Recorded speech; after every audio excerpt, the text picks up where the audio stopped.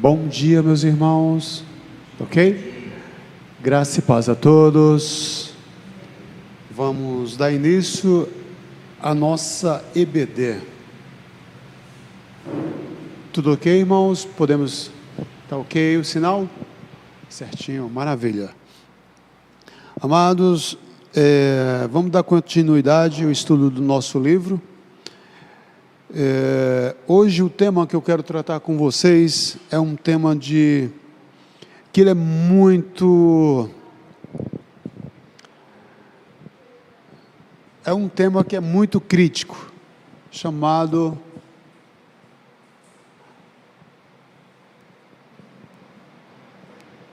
Trindade. Chamado Trindade. Só relembrando que na aula anterior a gente falou sobre a revelação do nome de Deus, que Jesus é aquele que o Antigo Testamento apontava como Yud-Hei Vav-Hei. Ele é o Senhor que, quando nós olhamos para o Novo Testamento, ele vai estar ali como Kyrios, como Senhor. Essas 4 letras sagradas, ela vai estar sendo representada pela palavra Kyrios, que é Senhor, ou Adonai. Então, vamos dar continuidade. Então, ele é esse eu sou. Ele é esse Jeová Jireh. Então, a gente tem aí o primeiro slide, que é a triunidade de Deus. Então, o nosso Deus, ele é um. Nosso Deus, ele é único, no sentido de que é 3 pessoas ao mesmo tempo. Como explicar isso, Fabiano? Como explicar isso? Deixa eu colocar no modo avião aqui, não perturbe. O pessoal está começando a acordar. Muito bem. Então, o tema da aula de hoje é a triunidade de Deus e os seus atributos. E o objetivo desse estudo é compreender a natureza de Deus, seus atributos e como ele se relaciona conosco. Amém? Então, na introdução, eu quero destacar uma coisa, que antes de falar da Trindade, primeiro nós vamos estudar a pessoa. O que é a pessoa de Deus? Como definir essa pessoa? Então nós sabemos que Deus ele é um em essência, e ao mesmo tempo ele é 3 em pessoas, ou seja, Deus ele se relaciona conosco de forma pessoal. E agora nós vamos ver o que define uma pessoa. Então, uma pessoa, ela tem que ter intelecto. Ela tem que ter intelecto. E intelecto é o quê? É a capacidade de pensar e agir. Isso está ligado ao intelecto. É um ser que pensa e é um ser que age. É a capacidade de pensar e também compreender. A capacidade de pensar, de compreender e conhecer. Eu coloquei errado aqui. É pensar, compreender e conhecer. É a capacidade de, ou seja, é a intelectualidade. Então, uma pessoa, ela tem que ter todas essas características: intelecto, vontade, emoções, moralidade e relacionamentos. Então, a vontade, ela está atribuída à capacidade de decidir e tomar escolha. É a vontade, eu decido, eu tomo escolhas. E então, se você quiser abrir comigo, João 14,16, vocês vão ver algumas referências acerca, por exemplo, do intelecto. João 14,16. Veja comigo.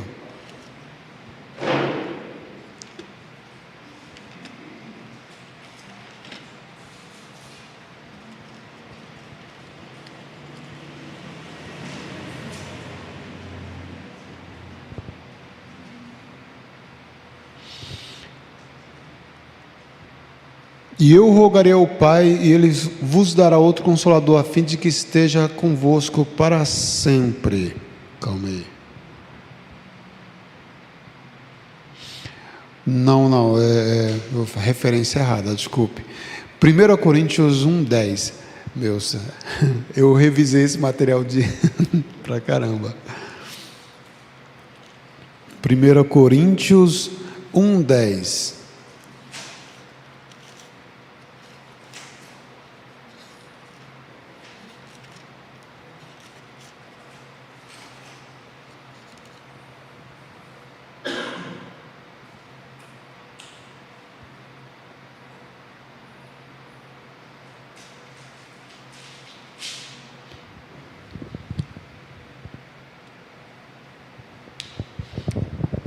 Certo. Bom, na minha anotação foi: rogo-vos, irmão, pelo nome de nosso Senhor Jesus Cristo, que faleis todos a mesma coisa, que não haja entre vós divisão, antes sejais inteiramente unidos na mesma disposição mental e no mesmo parecer. Desculpa, eu fiz notações erradas, irmãos. Mas enfim, o nosso Deus, Ele tem a capacidade de pensar, de conhecer e compreender as coisas. Eu tenho até aqui no verso da minha Bíblia, Hebreus 4,12, porque a palavra de Deus, ela é viva, ela é eficaz, ela é mais cortante do que qualquer espada de 2 gumes, e penetra até o ponto de dividir alma e espírito, juntas e medula, e é apta para discernir os pensamentos e propósitos do coração. Então veja que, pelo menos esse versículo aqui me defendeu aqui. Perdão pelo trabalho mal feito, né? Eu dei aqui 2 versículos que não tinha nada a ver. Então, o nosso Deus, Ele é um ser que Ele é pensante, Ele compreende e Ele conhece. Nosso Deus, Ele tem vontade, Ele tem a capacidade de decidir e tomar escolhas. O nosso Deus, Ele também tem emoções, Ele tem a capacidade de sentir e de se relacionar. O nosso Deus também, Ele é movido pela moralidade, é a noção do que é o certo e do que é errado, que é a consciência.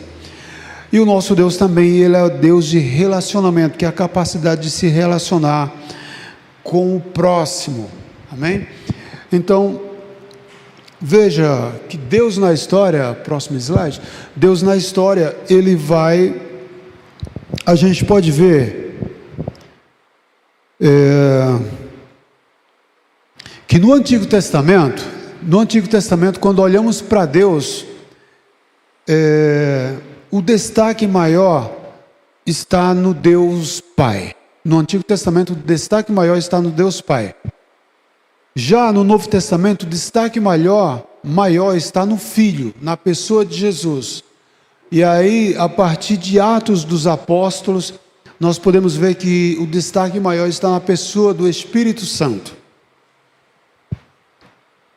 Então, veja que os 3, eles estão sempre em harmonia, atuando junto, trabalhando junto, como uma equipe. Então, eu achei interessante esse detalhe do slide, né? Que, nossa, tá muito ruim, a luz deixa um pouquinho ofuscante. Então, mostra o próximo slide, por favor, aquele onde está a Trindade. Certo. Então, o que eu queria mostrar, na verdade, é que o Pai, ele não é o Filho não é o Espírito Santo, e o Espírito Santo também, ou seja, e o Espírito Santo também não é o Filho, ou seja, eles é esse aqui, exatamente. Olha, observe. Então, o Pai, ele não é o Espírito Santo. O Espírito Santo não é o Filho não é o Pai. Porém, os três é Deus. Para entender como que funciona mais ou menos a Trindade. Então, esse é um tema que é difícil de trabalhar, eu confesso. Não é fácil. Mas nós vamos tentar explicando aqui para que vocês possam entender.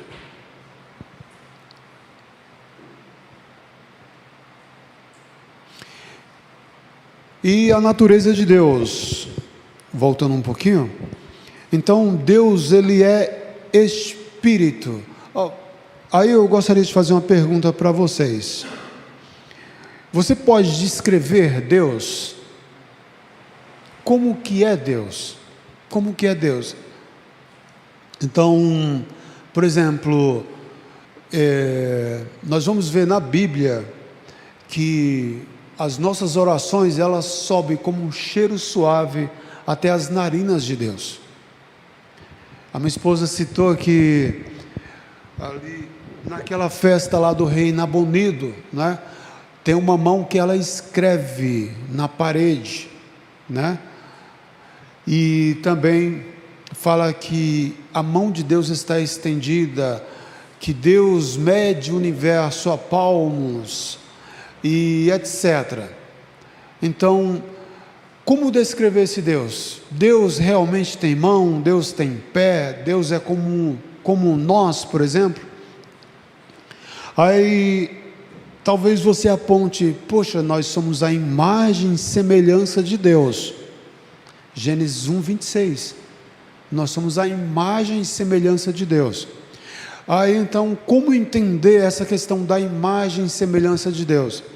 Essa imagem e semelhança de Deus está atribuindo a uma pessoa que tem intelecto, vontade e emoções, e também na questão espiritual, na questão de decidir e tomar escolhas. Então nós temos essa característica adotada de Deus. Então, quando olhamos para a pessoa de Deus, ele é Espírito. Jesus fala ali para a mulher samaritana que Deus, ele é Espírito e é verdade. Essa referência está em João 4:24. Deus, ele é Espírito e é verdade, e ele importa que os seus adoradores o adorem em espírito e em verdade. E então o que acontece aqui é que Deus, ele é Espírito, Deus não tem um corpo físico e Deus não é limitado. Então, quando a Bíblia usa a linguagem humana, por exemplo, a mão de Deus, as narinas de Deus, o pé, ou os braços, ou os cabelos, então isso aí é uma forma de explicar ao ser humano como que Deus é. Eu usei até o exemplo, conversando com a minha esposa. Imagina só que Deus pega Abraão e dá uma visão para ele hoje, né? Abraão, ele é arrebatado para hoje, para o futuro, e ele vê smartphones, ele vê a tecnologia, ele vê a robótica, ele vê as armas nucleares, ele vê a destruição em massa, ele vê revólveres, ele vê toda a tecnologia de hoje, ele vê helicópteros, ele vê aviões supersônicos. Como que ele vai explicar agora para o rei ali, ou para as pessoas que convivem ali com ele, ou para o faraó, que ele foi lá fazer uma visita? Como que ele vai explicar isso para eles? Olha, eu vi aves que cospem fogo. Eu vi máquinas que... Então, é uma coisa assim que é difícil de explicar. Agora, trazendo isso no nosso ponto de vista, como olhar para a grandeza de Deus e revelar isso a vocês. Paulo diz assim: teve um homem que, em espírito não sei, Deus o sabe, que ele foi arrebatado até o terceiro céu, e ele viu coisas inefáveis que jamais chegou ao entendimento humano, sabe? Não é que ele não pode falar, mas eu acho que a nossa compreensão em conhecer, a nossa mente é limitada demais para isso, é pequena demais para isso. Então, só para vocês entenderem mais ou menos a natureza desse Deus. Então, quando Deus ele se relaciona conosco, ele está falando de uma forma, agora eu esqueci o termo que usa, antropomórfica, antropomorfismo. Antro, se eu não me engano, vem de homem, e morfismo vem de forma. É uma forma de mostrar Deus, como se estivesse limitando ao ser humano. Para falar de uma intenção de Deus, numa linguagem de modo que todos venhamos compreender. Estão entendendo mais ou menos até aqui? Então, quando, por exemplo, fala assim que as nossas orações sobem até as narinas de Deus como um cheiro suave. Em outras palavras, o autor está querendo dizer aqui que Deus ele recebeu a tua oração. A tua oração ela foi bem recebida por Deus. O braço de Deus está estendido contra os ímpios, quer dizer que Deus ele vai pleitear ao teu favor, ele vai acabar com os teus inimigos. Enfim, agora vamos falar um pouquinho de atributos morais de Deus, que são atributos comunicáveis, sabe? Tem atributos que só pertencem a Deus, os atributos comunicáveis, incomunicáveis, são os atributos que só pertencem a Deus. Por exemplo, a onipresença. Deus ele é onipresente, ele está em todos os lugares ao mesmo tempo. Tanto é que a oração de Jesus: Pai nosso que estás nos céus, A cultura judaica vai dizer que tem 3 céus. Pai nosso que estás nos céus, santificado seja o teu nome. Então Veja que já essa questão, poxa, se ele é Deus, ele já está em 3 céus ao mesmo tempo. Nosso Deus ele está em todos os lugares ao mesmo tempo. Ele fala com bilhões de pessoas ao mesmo tempo. Ele conhece as intenções e o coração de todo ser humano ao mesmo tempo, inclusive aquele que nem veio a nascer, está ali no ventre da irmã. Ele já conhece a intenção de todos. Como eu disse, a palavra de Deus é viva e eficaz, e mais cortante do que qualquer espada de 2 gumes, e penetra até o ponto de dividir a alma e espírito, juntas e medula, e é apta para discernir os pensamentos e propósitos do coração. E isso aplica a todos os seres humanos, e ao mesmo tempo, e até fora do tempo. Então esse é o nosso Deus. Ele é o onipresente, ele é o onisciente, ele sabe de todas as coisas. Então ele é onipotente, ele é o único que tem poder absoluto. A Bíblia fala que os reis da terra, não nessas palavras exatamente, eu não lembro exatamente como está o versículo, mas os reis eles fazem planos perversos, diabólicos, terríveis, e então eles acham que Deus não está ali, Deus não vai fazer nada, e Deus ri deles, Deus caçoa deles, porque todo o controle está nas mãos de Deus. Todo o poder, todo o controle está nas mãos de Deus. E então, nosso Deus, Ele é onipresente, Ele é onisciente e Ele é onipotente. Eu vou até destacar aqui, que eu quero mostrar isso também um pouquinho mais na frente.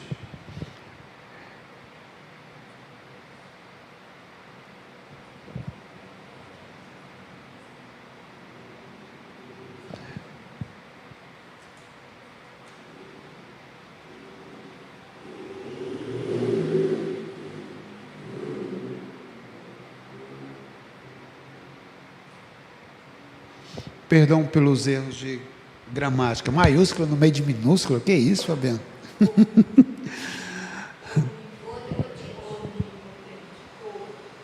Ah, tá. Obrigado. Onipotente. Obrigado pela correção. Então, Deus, Ele é onipotente, onisciente e onipresente. Amém?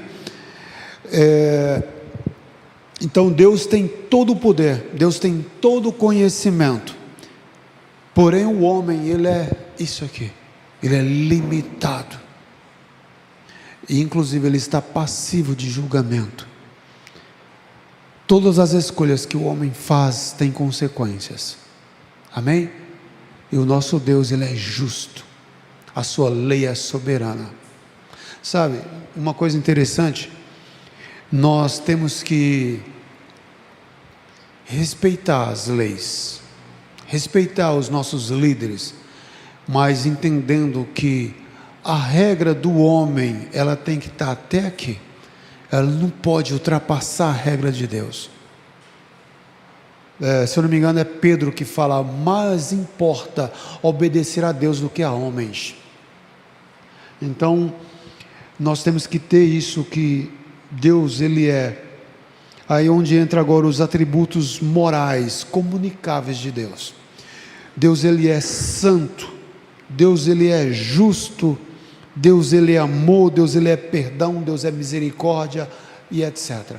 Então, veja, que esses atributos morais e comunicáveis de Deus, eles são compartilhados conosco. Então, Deus é santo, e você também pode ser santo. Porém, Deus é santo, mas Ele é inerrável. Deus não erra, Deus não mente, Deus não vacila, Deus não é pego de surpresa. Porém, nós somos. E a palavra de Deus diz, sede santos, porque eu sou santo. Santificai-vos, porque amanhã o Senhor fará maravilhas no meio de vós. Então veja que são atributos que são comunicáveis. Deus, Ele compartilha com o ser humano. Pega aí, filhão, pega aí, filhona. Deus é justo, Deus é justiça. Deus, Ele sempre faz o que é certo. Ele é o padrão para tudo que é bom. Deus, Ele é justiça. Aí então, nós também podemos ser justos, nós podemos também ser corretos, nós também podemos ter esse padrão de Deus, que é um atributo que é compartilhado de Deus para conosco. É onde está lá em Gênesis 1:26, que somos a imagem e semelhança de Deus.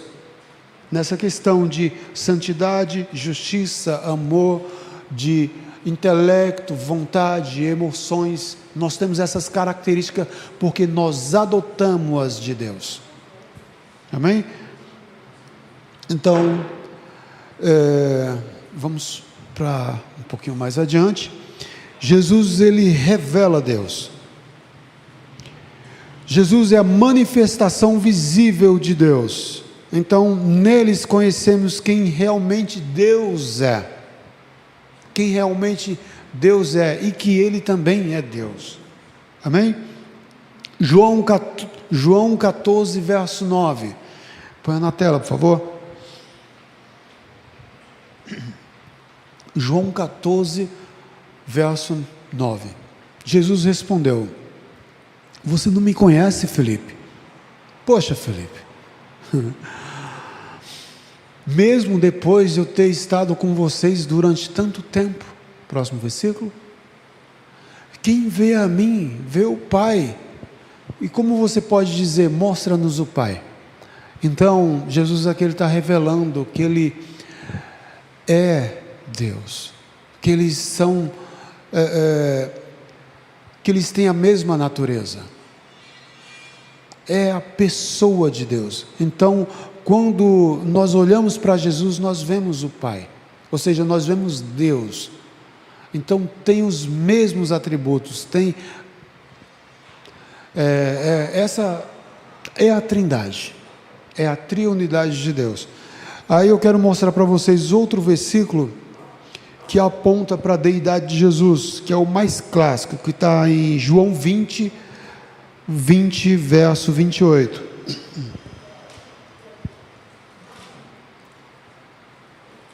Disse-lhe Tomé: Senhor meu e Deus meu. Essa é uma afirmação mais contundente. No grego está apekrite Tomás kaepeauto ho kyrios mu kai theos mu. Essa é a definição. Ho kyrios mu, ó Kyrios, ó Senhor meu. Ho kyrios mu kai ho theos mu. Kyrios mu theos mu. Deus é Senhor meu e Deus meu. Lembra do que eu falei para vocês do tetagrama sagrado? Que no tetagrama sagrado, Yud Rei Vav Rei, essas 4 letras, ela representa o nome sagrado de Deus. E então, a Septuaginta, a versão dos 70, quando ela traduz o hebraico para o grego, toda vez que vem essa palavra Senhor, que essas 4 letras, YHWH, traduzindo para nós, então quando aparecem essas 4 letras, o grego ele mudou, ele converteu para Kyrios. Então, quando nós lemos o Kyrios, ele foi traduzido para Senhor. Essa palavra Kyrios no grego, Kyrios em grego significa Senhor. Aí também vai dizer também o dicionário Strong, fala que o nome de Deus, esse nome sagrado de Deus, ele é impronunciável, a não ser com a vocalização 136, que é o que? É Adonai. Adonai também significa Senhor. Então, quando Tomé, ele fala assim, Ho Kyrios mu, ó Senhor meu, ele está dizendo assim, ó Adonai meu. Ele está atribuindo a Jesus o nome sagrado. Ó Deus, ó Senhor meu, ó Kyrios meu, aquele que o judeu não consegue falar, ou tem medo de pronunciá-lo. Então ele está apontando para aquele que apareceu para Moisés na sarça ardente. Ó Senhor meu e Deus meu.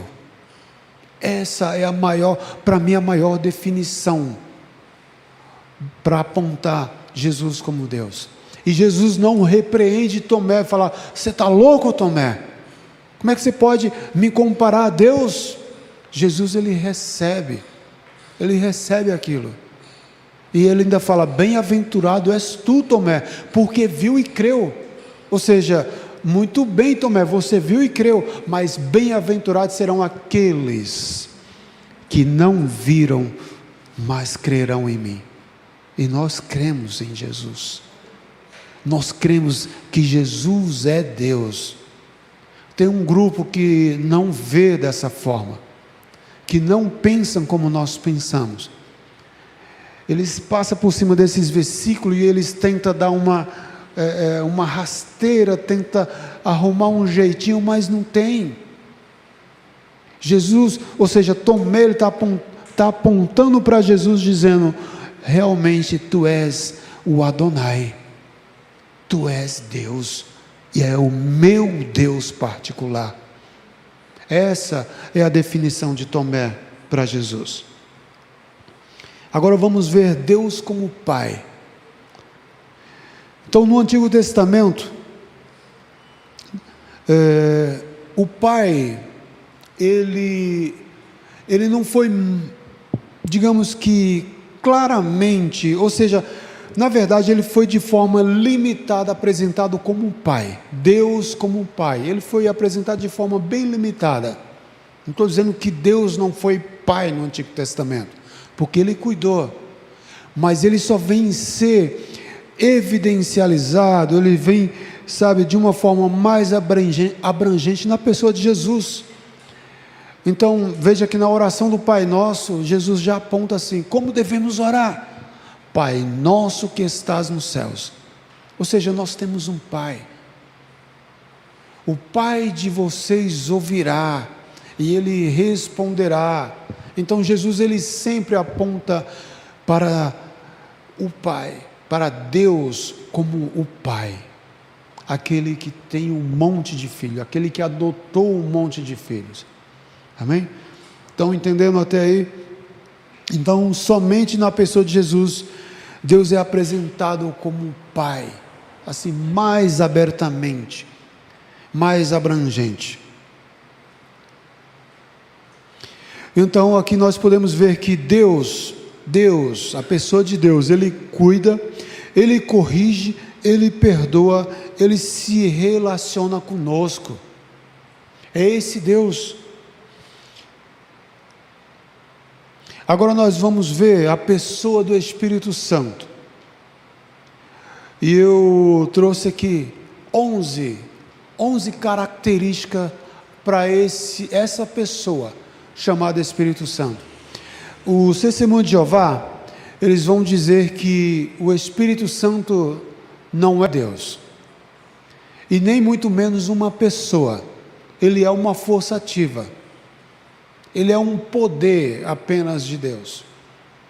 Ele é algo que emana de Deus e é apenas um poder de Deus.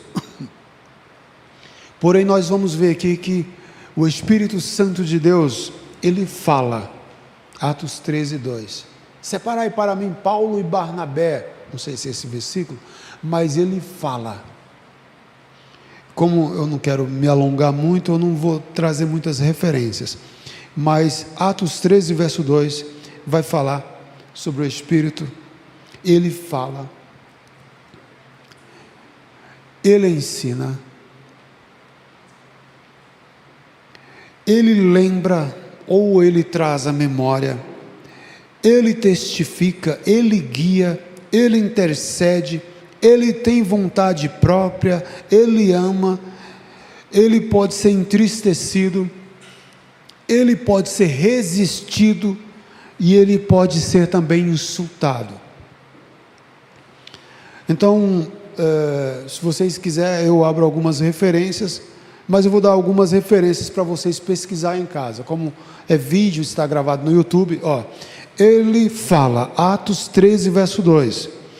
Ele ensina, João 14, 26. Ele lembra ou ele traz à memória, João 14, 6. Ele testifica, João 15, 26. Ele guia, Romanos 8, verso 14. Ele intercede, Romanos 8, 26. Ele tem vontade própria, 1 Coríntios 12, 11. Ele ama, Romanos 15, 30. Ele pode ser entristecido, Efésios 4, 30. Ele pode ser resistido, Atos 7, 51. E ele pode ser insultado, Hebreus 10, 29. Então, nós vemos aqui 11 características atribuídas ao Espírito Santo. E eu te pergunto, será que o Espírito Santo não é Deus? O Espírito Santo, ele é uma pessoa. O Espírito Santo, ele tem intelecto, ou seja, ele tem uma mente pensante. O Espírito Santo de Deus, ele tem vontade. Ou seja, ele tem a capacidade de decidir e escolher. O Espírito de Deus, ele tem emoções, ele é entristecido. Não entristeçais o Espírito Santo, não resisti ao Espírito Santo. O Espírito Santo de Deus, ele tem emoções, ele tem a capacidade de sentir e de se relacionar. Então, se nós olharmos para as três pessoas da Trindade, nós vamos ver essas características, e essas características trabalhando simultaneamente.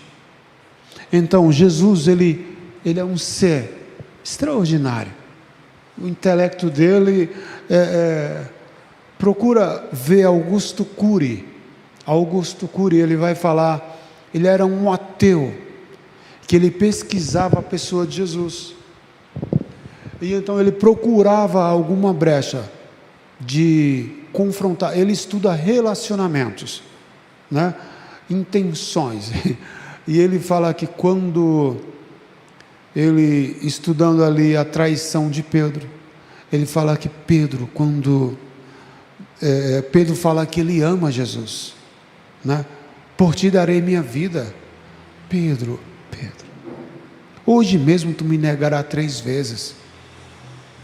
E então Pedro realmente traz Jesus 3 vezes. E então, quando Pedro vê Jesus sendo levado pelos seus algozes, pelos seus captores, quando Pedro olha nos olhos de Jesus, então ele é confrontado com aquele olhar, não um olhar de condenação, mas um olhar de: eu te compreendo, Pedro. Então, Jesus é um ser que tem intelecto, é um ser extraordinário, que tem uma mente pensante, ele tem vontade. Vamos para Nazaré, vamos para Galiléia, vamos para Decápolis. Ele tem vontade, ele chorou, e tanto é que ele chorou, e ele se entristeceu de forma que suou gotas de sangue. Então, não tem ninguém mais, assim, que tem um coração mais amoroso do que Jesus. E então ele tem moralidade. Cadê os teus acusadores, mulher? Cadê os teus acusadores? Nenhum, Senhor, nenhum. Nem eu também te condeno. Porém, vá e não peques mais. Então Jesus, ele tem moralidade. Ele tinha a capacidade de atirar pedra naquela mulher, mas ele sabe julgar. E ele é um Deus de relacionamento. Ele estava lá, nas festas ele estava lá. Ele se relacionou com o seu povo. E então, o Pai, ele também, ele está entre tudo isso também. O Pai. Então a gente vê a Trindade trabalhando. Se você disser para mim que não crê na Trindade, eu respeito sua opinião, mas eu tenho fortes argumentos para dizer que a Trindade, ela existe. Não está na Bíblia, esse termo não está na Bíblia, mas ele está inserido, sabe, está sendo representado toda a Bíblia, que tem um Espírito que pensa, tem um Pai que pensa, tem um Espírito que tem intelecto, tem um Pai que tem intelecto, o Filho tem intelecto, todos trabalham na mesma linha, todos têm a mesma característica, as mesmas características, amém? Então todos são seres pensantes, todos são seres que têm vontade próprias, todos são seres que têm emoções, e eu falo ser no sentido de pessoa, porém é um só Deus.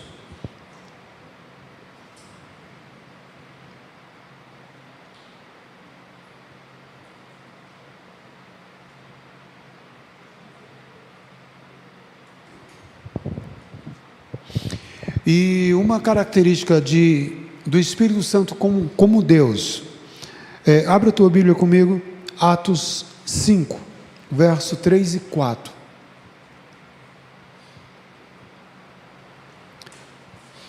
Atos 5, verso 3 e 4.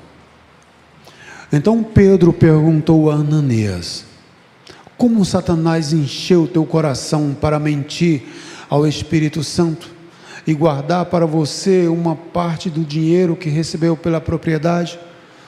Veja, volta só um pouquinho, irmãos. Veja, Ananias, ele mentiu para quem? Responda-me, por favor. Ao Espírito Santo. Agora, próximo slide. Ele não pertencia a você, o que? O dinheiro. Antes de ser vendida, ou seja, a propriedade, o valor, não pertencia a você antes de ser vendido. E depois da venda, depois de vender, o dinheiro não estava em seu poder? Próximo versículo. O que o levou a pensar em fazer tal coisa? Você não mentiu a homens, mas a Deus. Então veja que no versículo que a gente leu inicialmente, estava dizendo que Ananias, ele mentiu ao Espírito Santo, porém ele não mentiu a homens, mas ele mentiu a Deus. Então essa é uma forte característica. O cético, desculpa, mas Pedro está apontando aqui que o Espírito Santo é Deus. Não mentistes a homens, Ananias, mentiste a Deus.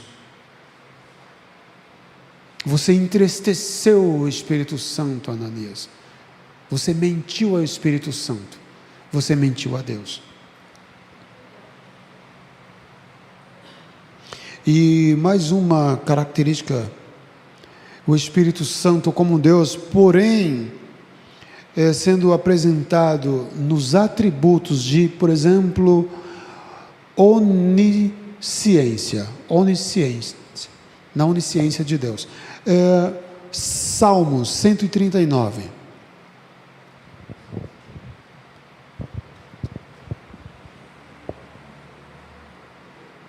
Eu queria dar mais detalhes, mais informações, porém o nosso tempo é muito escasso, aí eu estou sendo bem enxuto, sem me aprofundar tanto, amém? Salmo 139, verso 7. Para onde poderia eu escapar do teu Espírito? Para onde poderia fugir da tua presença? Próximo. Se eu subir aos céus, lá estás. Veja que está falando do Espírito. Se eu fizer a minha cama no Sheol, na sepultura, também lá estás.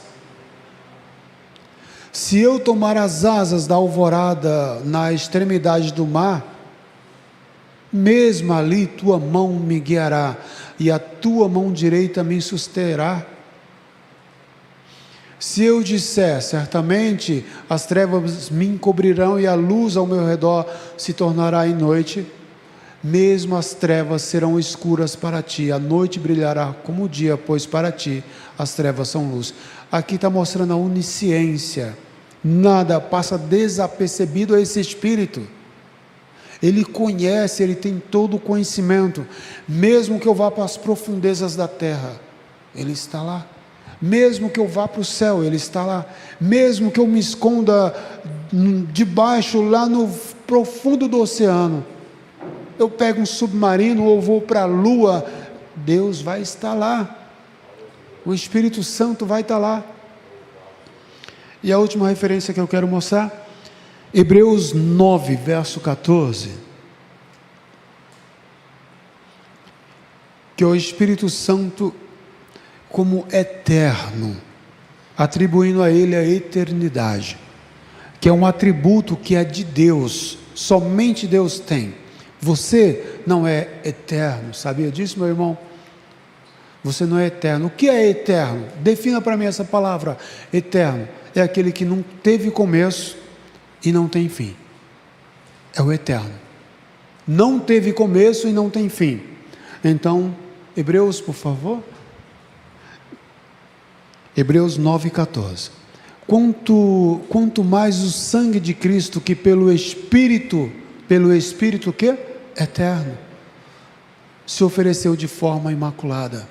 Então, aqui veja que o escritor aos Hebreus, ele está dando uma referência de que o Espírito é eterno. Amém? Então, isso é um atributo que pertence somente a Deus. Somente a Deus. Então, a gente vai ver agora, de forma bem enxuta, a Trindade. Então, a Trindade,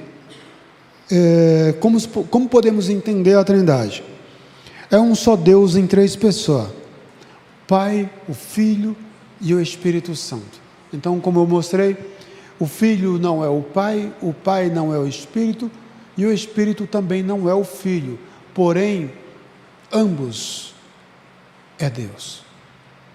O Pai é Deus, o Filho é Deus, e o Espírito Santo também é Deus. E nós mostramos para vocês evidências que está na Bíblia, não de fora, dentro da Bíblia. E a gente pode ver uma forma bem clara. Próximo slide, por favor.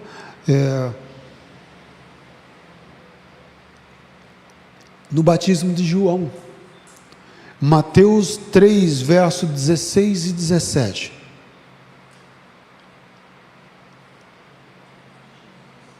Então nós vamos ver que o Espírito de Deus, ele desce como uma pomba, e pousando sobre quem? Sobre Jesus. Assim que Jesus foi batizado, saiu da água, naquele momento os céus se abriram, e ele viu o Espírito de Deus descendo como pomba e pousando sobre ele. Mas em seguida Jesus E então uma voz dos céus disse: este é o meu Filho amado, em quem tenho prazer, em quem me comprazo, em quem a minha alma tem alegria, prazer. Glória a Deus. Então veja que há uma voz no céu. Primeiro, o Espírito de Deus, ele desce na forma corpórea de uma pomba. E então uma voz ecoa do céu dizendo: esse é o meu Filho amado, em quem me alegro, em quem tenho um prazer. A ele ouçam. E então a outra pessoa que está ali é o Filho, sendo batizado por João. Então a gente vê a triunidade de Deus aqui, a trindade de Deus atuando aqui. E a outra está em Mateus 28, 19. Abra comigo, por favor, Mateus 28, 19. Já estamos terminando.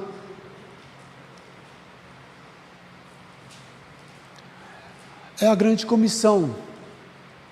Jesus, ele fala: portanto, vão e façam discípulos de todas as nações, batizando-os em nome do Pai, em nome do Filho e do Espírito Santo. Amém. Então vejam que as três pessoas estão sendo representadas aqui. Por que não no nome de uma pessoa só, mas no nome de três? Então a gente vê essa triunidade de Deus trabalhando. Em nome do Pai, em nome do Filho e em nome do Espírito Santo. E a última para fechar, 2 Coríntios 13, 14, é aquilo que o pastor, ele sempre ama fazer, no final do culto. 2 Coríntios 13, 14. A graça do Senhor Jesus Cristo, o amor de Deus e a comunhão do Espírito Santo sejam com todos vós. Amém. Não terminou o culto não, tá, irmãos? Então vejam que a graça do Senhor Jesus, o amor de Deus e a comunhão do Espírito Santo, aqui a gente vê os três também atuando. Amém? Glória a Deus. E para concluir, a doutrina da Trindade, ela nos ensina aqui: Deus, ele é um em essência. Deus, ele é três em pessoas. Deus, ele se relaciona conosco de forma pessoal, como o Pai que nos ama. Ele se relaciona conosco por meio do Filho que nos salva e por meio do Espírito Santo que habita em nós. Veja que no Antigo Testamento, ele se relacionava com seu povo de forma mais mediada, mais acomedida, né? Por exemplo, podemos citar aí que houve 400 anos de silêncio profético de Deus. Esse período sem revelação profética registrado está lá. Podemos ver que por 400 anos Deus não tem nenhum ato profético com seu povo. Veja então que no Novo Testamento, esse relacionamento, então veja, só para deixar bem claro, Deus, ele se relacionava com o seu povo no Antigo Testamento, porém era de forma mais esporádica, não era de forma tão abrangente quanto no Novo Testamento, na pessoa de Jesus. E então quando Jesus vem, ele se relaciona com muita gente, milhões o seguia. Onde Jesus estava, a casa era cheia. Aleluias. Então, no Novo Testamento, esse relacionamento é diferente, cumprindo a profecia que Jesus, ele é o Deus conosco, registrado em Mateus 1:23. Então Deus, o Deus conosco, agora ele é esse Deus que se relaciona, que está presente, e que ele subiu, Deus, ele é tão extraordinário, que ele fez questão de vir, de tomar uma forma humana, né? De se encarnar na pessoa de Jesus, né? E então, Jesus, quando ele é assunto aos céus, ele é o único que tem ali uma forma corpórea, tem um corpo lá no céu, representado por uma pessoa chamada Jesus Cristo, e é um corpo que é glorificado, que não tem poder, o pecado não tem poder sobre ele. E por último, podemos ver que a atuação do Espírito Santo, a partir de Atos nós podemos ver que o Espírito Santo, ele se relaciona conosco, ele prepara a igreja, ele direciona, ele envia, e então ele faz tudo isso. Então, só para deixar bem claro, antes da ascensão de Jesus, ele prometeu que iria mandar outro Consolador, e esse outro no grego é allos, que significa outro da mesma natureza. Isso é importante, irmão, esse detalhe. Quando Jesus fala, eu enviarei outro Consolador, é outro da mesma natureza dele. Veja que Deus Pai está no céu, Jesus está no céu, e o Espírito Santo, que é Deus, está onde? Ele está bem aqui, em nós. Ele está na sua igreja, ele está guiando o povo que Jesus selecionou, que Jesus morreu por cada um. Agora esse Espírito, ele está guiando, ele está conduzindo, amém? Então ele diz assim, o Consolador, o Espírito da verdade, que o mundo não pode receber, mas ele habitará em vós e estará com vós para sempre. Então João 14,16, ele fala que esse Espírito agora ele está em nós, e ele vai continuar conosco para sempre, amém? Então podemos encerrar aqui. Perguntas? Alguém tem perguntas? Alguma colocação, algo que você gostaria de destacar, acrescentar, corrigir? Fique à vontade, tá bom? Então, não há respostas, então vamos orar, agradecer a Deus por esse momento. Soberano e eterno Deus, eu te agradeço, Senhor, Eu te agradeço, Senhor, porque o Senhor é Deus que cuida, é Deus que zela, é Deus que se relaciona, é Deus que pensa, é Deus que age, é Deus que tem intenção. Eu sei os planos que tem para convosco, diz Deus, planos de fazê-los prosperar. Esse é o Deus que tem intelecto, é o Deus que tem pensamentos, é Deus que tem ações, que tem reações, é Deus de justiça, é Deus de amor, é Deus de perdão, é Deus de misericórdias. E é esse Deus que nós servimos e cultuamos, e nós adoramos. Deus, obrigado por se revelar a nós, obrigado por se revelar a nós na pessoa de Jesus, extraordinário, que fez um trabalho magnífico, o qual está sendo estabelecido até os dias de hoje, de irmos e fazermos discípulos. Obrigado por se relacionar conosco, Deus, na pessoa do Espírito Santo, aquele que está em nós e habita conosco para sempre. Obrigado, Senhor, porque o Senhor abriu o nosso intelecto, o Senhor nos deu uma mente pensante de fazer tudo aquilo que é do Teu agrado. Obrigado, Senhor, porque até aqui tem o Senhor nos ajudado. Nós te damos graça, nós rendemos a Ti honra, glórias, louvores e majestades, em nome de Jesus, amém, graças a Deus. Está encerrado? Glória a Deus, obrigado. Aleluias, glória a Deus.